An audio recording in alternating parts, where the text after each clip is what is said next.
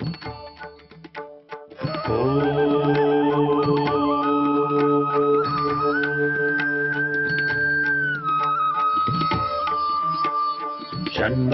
मित्रः शं वरुणः शन्नो भवत्वर्यमा शन्न इन्द्रो बृहस्पतिः शन्नो विष्णुरुक्रमः ॐ शान्ति शान्ति शान्तिः।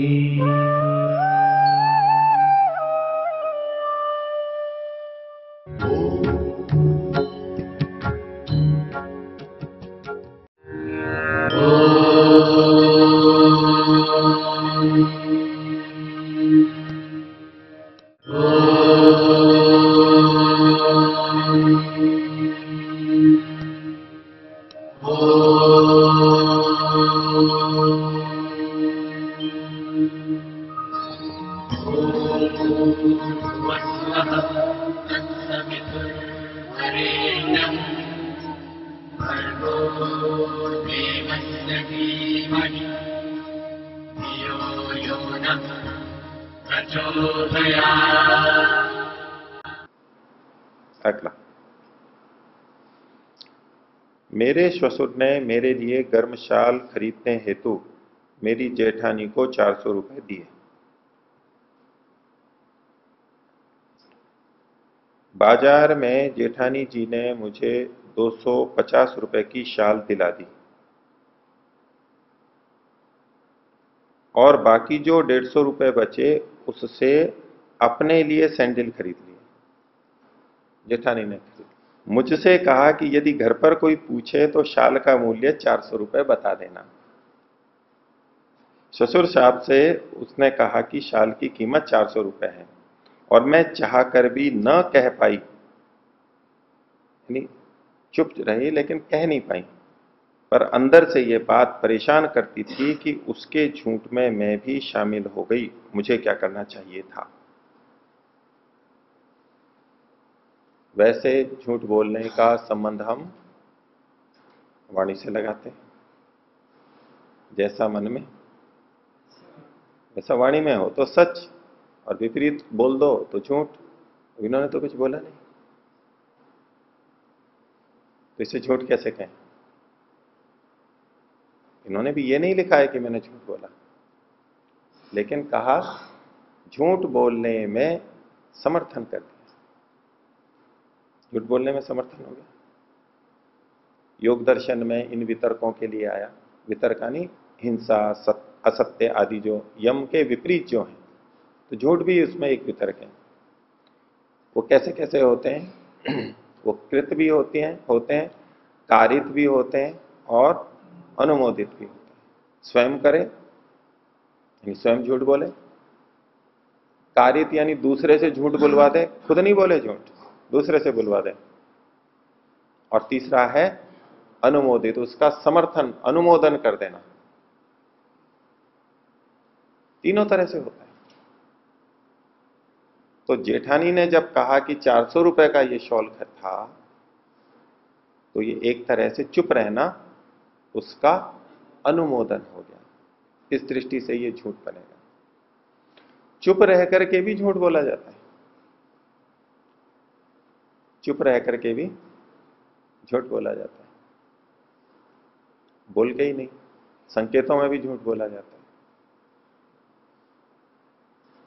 तो उस तरह का ये असत्य की श्रेणी में ही आएगा। अब इनका प्रश्न ये है कि ऐसी स्थिति में मुझे क्या करना चाहिए था? अब बात तो मन में खटक रही है, बात तो उस समय भी खटक रही थी कि ये मैं गलत कर रही हूं। ऐसा बहुत होता है हम लोगों के साथ भी, सबके साथ हो सकता है। अब फिर ये विचार करें कि क्यों नहीं बता दिया ससुर साहब को कि ये शॉल तो 400 का नहीं है, 250 का है? क्यों नहीं बताया? क्या दिक्कत लग रही थी उस समय ये बोलने में? कुछ हानि दिख रही थी?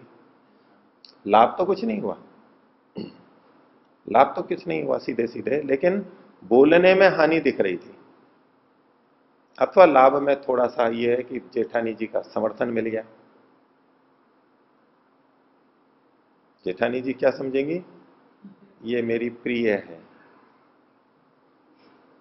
मेरी हितकारिणी है, मेरी प्रिय है, मेरा हित चाहती है, ये हित ही तो चाहती है ना। तो 150 रुपए का सैंडल मिल गया, तो वो संबंध अच्छे बने रहेंगे। क्या तो ये लाभ दिखाई दे रहा है, अथवा हानि दिखाई दे रही है। ये मेरे को कहेगी, डांटेंगी, बड़ी हैं, इन्हीं के साथ रहना है, घर में परिवार में निभाना है, तो बोलेंगी कुछ ना कुछ, समस्या पैदा हो जाएगी। तो उस हानि से बचने के लिए ये प्रयोजन हो सकते हैं। इस समय करना क्या चाहिए फिर, है तो झंझट में, दुविधा की बात है ना। दोनों तरफ हानियां हैं। एक तरफ धर्म का है कि मैंने झूठ बोला और वो अभी तक मन में है कि देखो झूठ बोल दिया।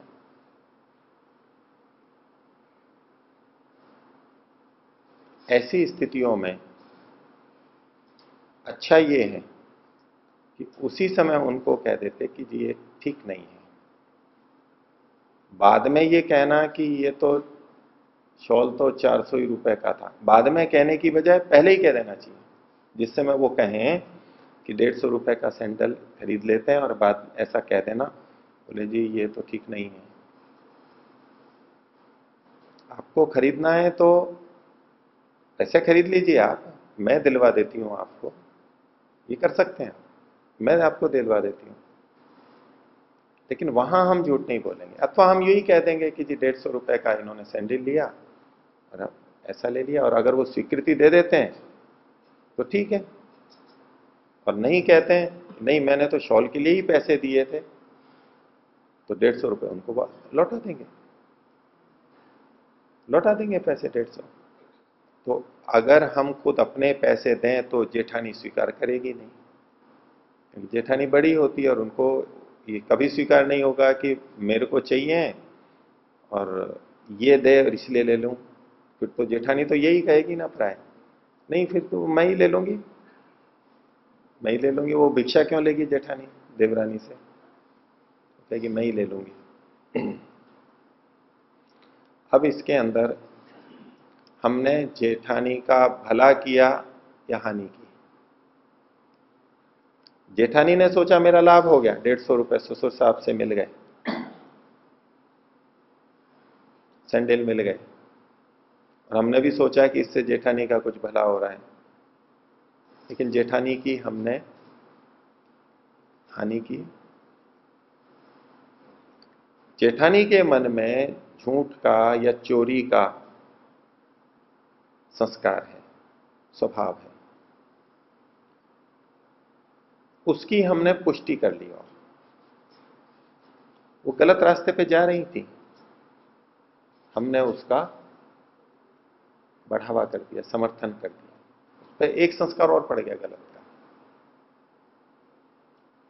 यदि हम उनको प्रेम से कहते समझाते तो सुलझ जाती बात, पढ़ाई करके। और जो समझदार होता है वो तो संकेत से ही सब जान लेता है। अगर किसी ने अपने संस्कार वशात किसी गलत कार्य के लिए कह भी दिया हमारे को, और हम अगर उसको कहें भाई ये तो ठीक नहीं रहेगा, अगर वो इज्जत वाली है, थोड़ी भी शर्म वाली है, तो एकदम समझ जाएगी कि नहीं, गलत जगह मैंने कह दिया, अगर ले लिया तो बाद में बात खराब हो जाएगी। उस समय भी तो इज्जत प्यारी होती है, जेठानी के और देवरानी के सामने अपनी इज्जत प्यारी होती है ना। अगर देवरानी ने यह कह दिया कि नहीं ठीक नहीं है, तो वो ज्यादा जोर नहीं लगाइए, अगर समझदार है तो समझ जाएगी और बात वहीं खत्म हो जाएगी। मन में थोड़ा दुख होगा, उसको क्षोभ होगा, लेकिन बात समाप्त हो जाएगी, बढ़ेगी नहीं अधिक। हाँ, अगर संस्कार बहुत खराब हैं तो वो इसको द्वेष के रूप में भी ले लेगी, प्रतिशोध के रूप में भी ले लेगी। मेरी बात नहीं मानती है, बड़ों की बात नहीं मानती है, ये अभी से इसके लक्षण दिखाई दे रहे हैं। और भारतीय संस्कृति क्या है, बड़ों की बात माननी चाहिए। देवरानी माँ के जेठानी माँ के समान होती है, बड़ी होती है, इस ढंग से सोच लें तो ये गलत हो जाएगा। तो ऐसी स्थितियों में प्रारंभ से ही हमें भविष्य का सोच लेना चाहिए कि ये समस्याएं आने वाली हैं आगे, और आज ये है कल दूसरी बात होगी। और अगर हम जेठानी की जगह पे हों तब हम सोचें हमने ऐसा किया, आज हमने ऐसा करवा लिया देवरानी से, देवरानी को पता है। अब जेठानी को क्या सोचना चाहिए कि देवरानी के मन में मेरे बारे में क्या छवि चली गई, क्या छवि चली गई। अगर हम दूसरे के सामने कुछ गलत कार्य करते हैं, दूसरे से करवाते हैं, समर्थन लेते हैं, तो दूसरे को ये पता लगता है ना कि चोरी कर रहा है, ये झूठ बोल रहा है, मेरे से झूठ बुलवा रहा है, पता लगता है ना। अब जेठानी की क्या छवि देवरानी के मन में बनी, अब आगे तक रहेगी, कैसी है ये? अविश्वास का बीज पड़ जाएगा। आगे जो इतने व्यवहार होने वाले हैं वहां हर जगह कहीं भी ये लेना देना, बाजार आना जाना जिंदगी भर चलता रहेगा। आगे तक के लिए क्या रहेगा? ये झूठ बोलती है, इस पर विश्वास नहीं कर सकते। और कभी अपने बच्चों को छोड़ने जाना हो, छोड़ के जाना हो, तो अगर धर्मिष्ठा मां है, धर्मनिष्ठ है, तो उसके मन में क्या आएगा कि अगर मैं बच्चों को इनके पास छोड़ के जाऊं, बच्चे से फिर ये कभी कोई मंगाए, काम कराए और फिर ऐसे ही झूठ वूठ बोलेगी तो मेरे बच्चे को गलत आदत नहीं पड़ जाए। बच्चे को संस्कारित बनाना है। ऐसे बहुत सारे व्यवहार हो सकते हैं जहां हर जगह ये शंका बनी रहेगी हमारे मन में जेठानी के प्रति। तो ऐसी स्थितियों में भी प्रारंभ में ही रोक देना ज्यादा अच्छा होता है। थोड़ा बुरा लगेगा, और ससुर यदि बुद्धिमान हो तो यदि उसने 400 रुपए दिए हैं और आके कोई कहता है कि हाँ 400 का ही आ गया, तो उसके मन में क्या आएगा? पूरा ही 400 का आ गया। पढ़ाई उसमें गड़बड़ होती है। ब्रह्मचारी बच्चे इस बात को समझते नहीं है। वो बाजार सामान लेने भेजा, बचे हुए पैसे का कुछ और प्रयोग कर लिया, आके बोला नहीं पूरी इतने की है, ठीक है, पूरी इतने की आई है, वहीं संदेह ज्यादा हो जाता है। किसी दुकानदार से हम सामान खरीदने गए और उसने कहा कि ये 100 रुपए की है, और एक दुकानदार ने कहा ये 103 रुपए की है। कौन ज्यादा ईमानदार या सही मूल्य वाला प्रतीत होगा हमें? है 100 वाला या 103 वाला? 103 वाला लगेगा, इसने कुछ नाप तोल करके ठीक ठीक बताया है। तो 108 रुपए की है, 109 रुपए की है, 115 रुपए की है। और एक सीधा ही कह रहा है कोई भी चीज हो, ये 100 रुपए की, ये 200 रुपए की, ये 500 की, जो भी चीज है, या हजार की है तो ये 1000 2000 कुछ नहीं बताता। आजकल बिल्कुल सही रुपए बनवाने के 198 रुपए 97 पैसे। तो जब ससुर साहब को जाके ये बोलेंगे कि जी 400 रुपए दिए और 400 का ही शॉल आ गया, पर ठीक है इनके ससुर जी अच्छे होंगे तो उन्होंने प्रश्न नहीं उठाया। माता जी बोलिए।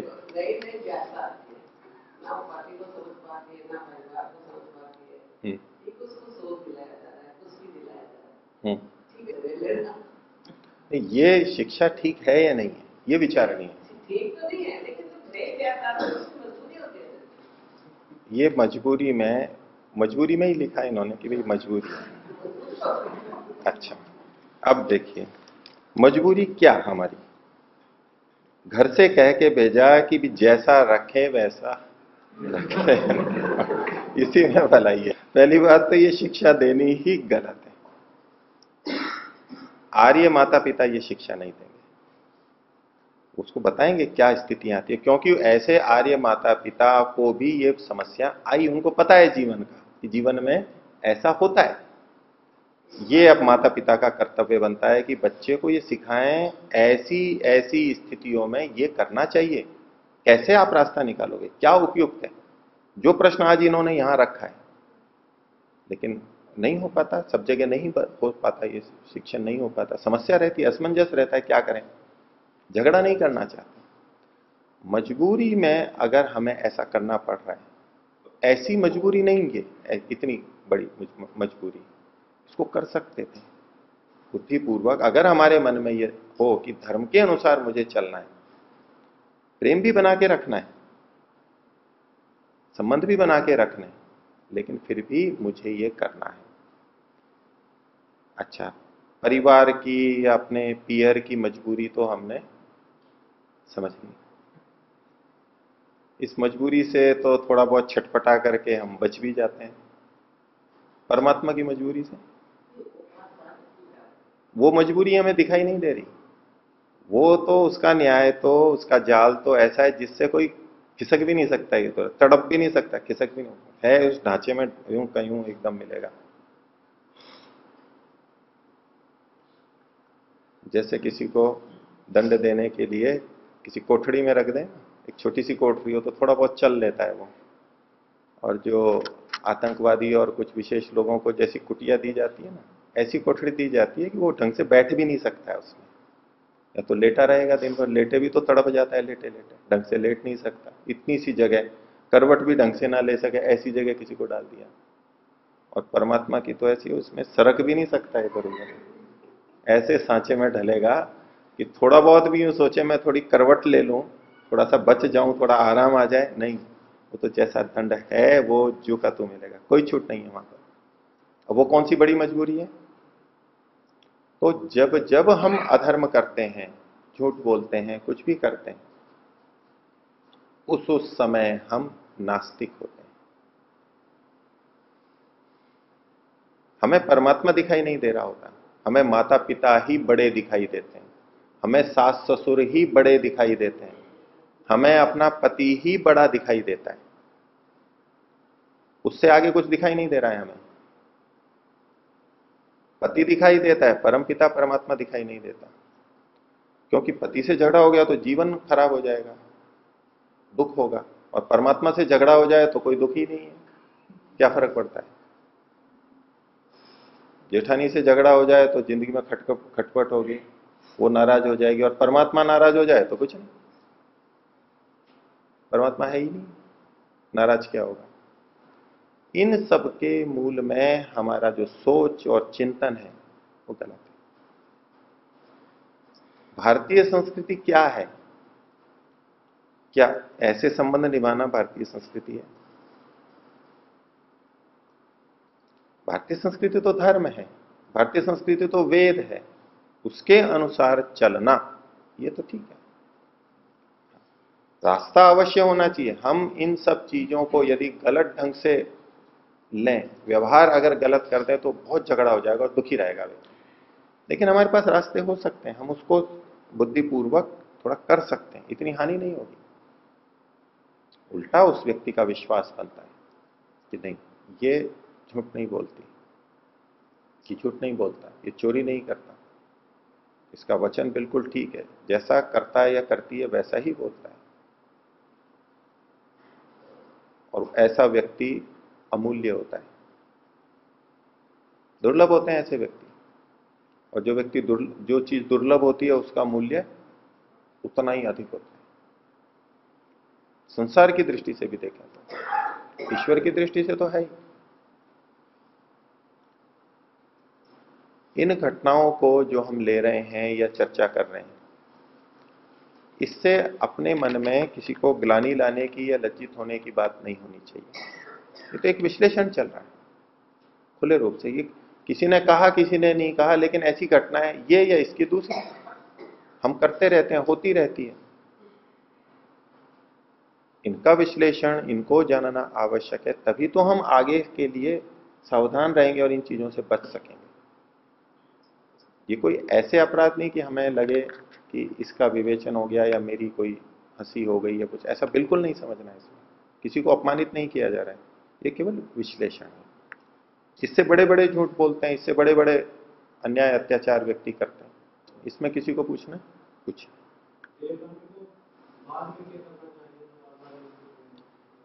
अच्छा, तो यह पहले ही वो कर लेती, बाद में होता तो उसके पास कई विकल्प थे। मान लो बोल भी दिया तो जेठानी जी को जब भी बाद में कभी होती, प्रेम जब होता, अच्छी स्थिति होती, अनुकूलता, तो उनको कहते कि जी मेरे को बहुत खटक रही है बात कि हमने ससुर साहब से ऐसा किया, मैं बोला, मेरे को दुख हो रहा है, ये खटक रही है, ये अच्छा नहीं हुआ, और उनको समझाएं।